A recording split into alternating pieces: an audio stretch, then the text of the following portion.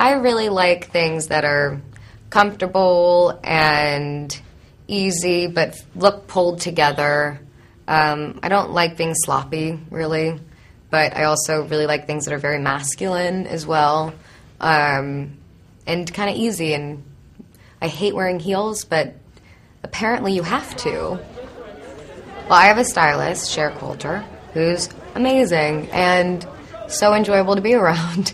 And she and I just try on lots of things. And I'm a very decisive person, so if we like it, we like it. And we figure it out. And it's fine. And then, getting ready and going, everything's a first this year for me. And so I'm just enjoying it. And I get to take a friend to everything I go to. So I take one of my closest friends and we just have a fun night that's so far removed from reality and then go home.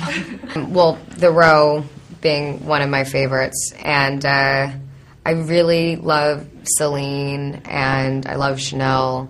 I've been pretty bad at looking at shows recently, but I'm like in like Givenchy. Like I wish I could wear Givenchy couture for anything, but I don't have one appropriate thing for it. Alexander McQueen.